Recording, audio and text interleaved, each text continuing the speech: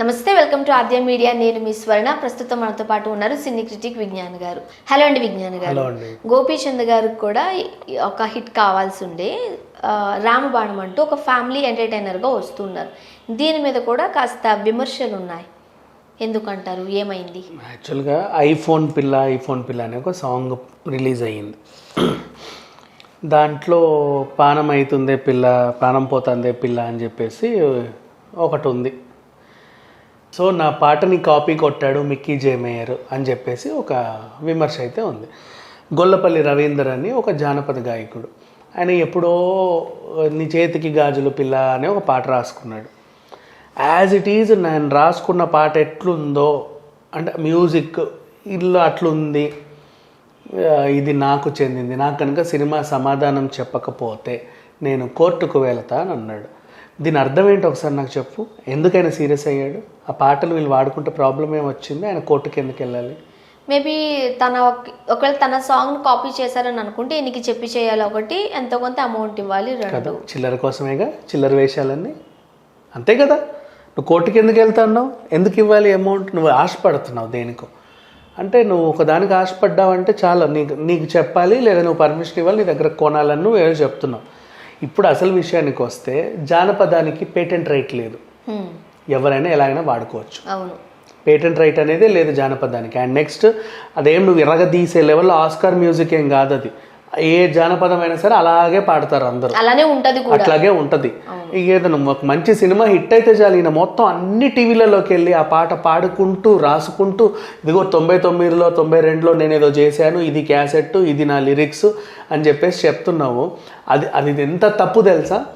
నీకు నిజంగా కావాల్సిన చిల్లరే కదా.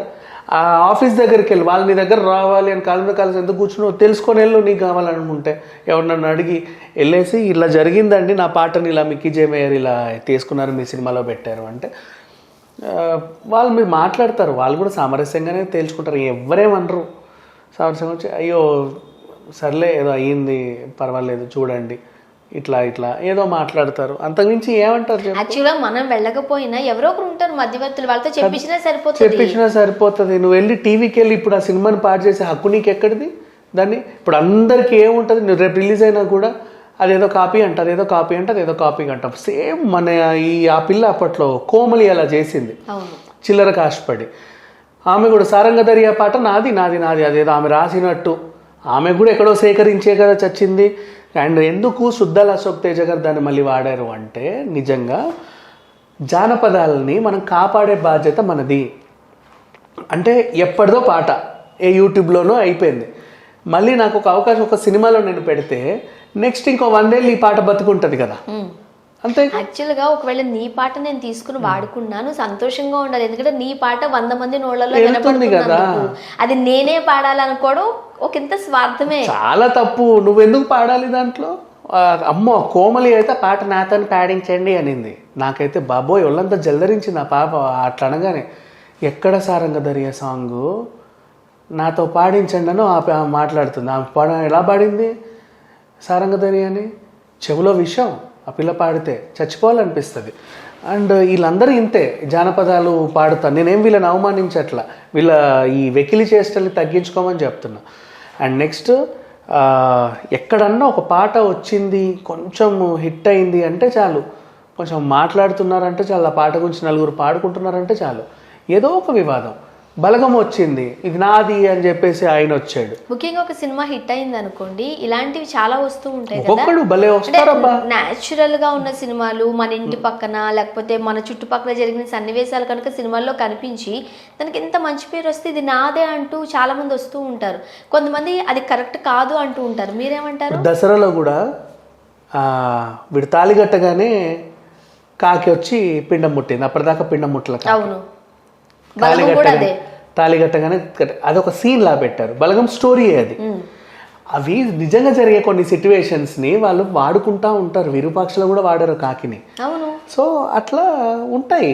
అండ్ దీన్ని ప్రతిదీ అదేదో వాడే కనిపెట్టినట్టు ఇంకేదో అంటే ఏంటి, కాకులు అతను పుట్టించి క్లోనింగ్ ద్వారా తర్వాత ఈ కాకి ఒక డ్యూటీ ఇచ్చి పిండం తినాలి నువ్వు, మీ డ్యూటీ ఇది అని చెప్పి ఒక డ్యూటీ ఇచ్చి దాని మీద నువ్వు పేటెంట్ వేసుకో. నేను కాకిని సృష్టించాను, ఈ కాకి నేను ఈ పని నేర్పించాను, పిండం తినాలి, దాని డ్యూటీ ఇది, ఎక్కడ ఎవరు చనిపోయినా సరే. సో ఇది ఈ వర్క్ నేను దానికి అటెంప్ట్ చేసి నాకు ఇది మీద పేటెంట్ ఇవ్వాలి అని నువ్వు వేసుకో, నీకు అంత ధైర్యం ఉందా? మరి అదే నేను అడిగేది. సేమ్ ఇప్పుడు ఈయన కూడా ఒక జానపదాన్ని ఆయన ఏదో రాసుకుంటు ఈగో. ఇప్పుడు ఆయన ఈ రామబాణం గురించి మాట్లాడుతున్నాడు, కానీ మోస్ట్లీ ఒక 10,000-20,000 పాటలు అట్లాగే ఉంటాయి. నెక్స్ట్ సమ్మక సారక జాతర పాటలు మీరు వింటే ఆల్మోస్ట్ అన్నీ ఒకలానే ఉంటాయి. పేర్లు మారుతూ ఉంటాయి, అమ్మవార్ల పేర్లు మారుతూ ఉంటాయి, మొత్తం ఎందుకు సాయిబాబా గారి పాటలు కూడా ఆల్మోస్ట్ మనం చూడొచ్చు, మోస్ట్లీ ఒకలానే ఉంటాయి. అది అంతే, అవన్నీ కొన్ని అట్లా ఉన్నాయి, వాటిని అలాగే పాడుకోవాలి. అట్లా దాంట్లో వేరే ఇంకేం లేదు, దాన్ని ఏం చేయలేము. అంత కావాలంటే ఎంఎస్ సుబ్బలక్ష్మి గారు ఇప్పుడు అందరి మీద కేసు వేయాలి, అన్ని గుళ్ళ మీద. ఆవిడ సుప్రభాతాన్ని కాపీ కొట్టి ఆ పాట వచ్చింది, ఈ పాట వచ్చింది అని చెప్పేసి. అంతే కదా, ఎన్నో మంత్రాలు సుప్రభాతం తరహాలోనే పాడేవాళ్ళు. అంటే దేవుడి మంత్రాలు ఇలాగే చదవాలేమో అని ఒక భయంతో. అండ్ అట్లాగే సాయిబాబాకి కూడా ఒక టైప్ ఆఫ్ కీర్తన ఉంటుంది, వెంకటేశ్వర స్వామి పాటలు కూడా ఒకలాగా ఉంటాయి, అంటే కొంచెం సిమిలారిటీ ఉంటుంది. అండ్ నెక్స్ట్ అలాగే జానపదాలు కూడా ఆల్మోస్ట్ సేమ్ అలాగే ఉంటాయి. వాటికంటూ ప్రత్యేకమించి ఒక భైరవ రాగమనో లేకపోతే ఇందోల తాళమనో ఇవన్నీ ఉండవు. జస్ట్ రాగాలు తాళాలకు అతీతంగా ఉండేది జానపదం. పల్లె పాటలు సరదాగా పాడుకుంటారు. అంటే సామాన్యులు కూడా భక్తితో పాడుకునే పాటలు భక్తి పాటల్లానా, పని చేసుకుంటూ ఆ అలుపు ఎరుగకుండా ఉండడం కోసం పాడుకునే పాటలు అలానే ఉంటాయి. జంబలకడ జారమిఠాయో ఉంది, ఆమె ఎలా పాడుతుంది దాంట్లో అంటే ఒక ఫ్లేవర్ ఉంటది, దాని నిండా మనం పర్టికులర్ గా తీసుకుంటే తప్పుగా అనిపిస్తుంది. సినిమాల్లో కూడా ఆ పాటను పెట్టినప్పటికీ ఆమెతో నువ్వు ఎన్నిసార్లు పాడించినా అలాగే పాడుద్ది. అదే జంబలకడ జారమిఠాయ అంటది, కానీ ఆమె ఇట్లా పాడదు. నువ్వు వస్తావని నేను పాట పాడిన ఆవిడ కూడా అంతే, ఆవిడ గొంతు ఒక అహా అహా అంటా ఉంటది. అవి ఎవడిష్టం వాళ్ళది, అది వేరు. ప్రతిదానికి ఇప్పుడు నెక్స్ట్ ఇంకేదైనా సినిమాలో అహా అహా అన్నట్టు ఒక పాట ఉంటే ఆమె వచ్చి కేసు వేసినట్టు, ఈ అహా అంటే నేనే అనాలి, ముందు నేనే పరిచయం చేశాను దీన్ని, ఇంకెవరు అనకూడదు అంటే చాలా తప్పది. అండ్ ఇంకా చెప్పాలంటే వీళ్ళందరూ కూడా ఆ జారమిఠాయి ఆవిడని చూసి బుద్ధి తెచ్చుకోవాలి. ఆమెను ట్రోల్ చేసినా కూడా ఫీల్ అవ్వాలి పాపం. చేయండి నేను బాగా ఫేమస్ అవుతున్నా అనేది పిచ్చిది. అండ్ నెక్స్ట్ అలాగే ఆమె పాటలు సినిమాల్లో వాడుకుంటే చాలా బాగా వాడుకున్నారండి, ఇంకా వాడుకోండి, అన్ని సినిమాలలో పెట్టుకోండి అనేది. పల్లెటూరు మనసులు అవి స్వచ్ఛం. చిరంజీవి గారు కూడా ఆ పాటను వాడుకున్నా కూడా చాలా సంతోషం వేసిందండి, భలే పాడారండి చిరంజీవి గారు అనేది.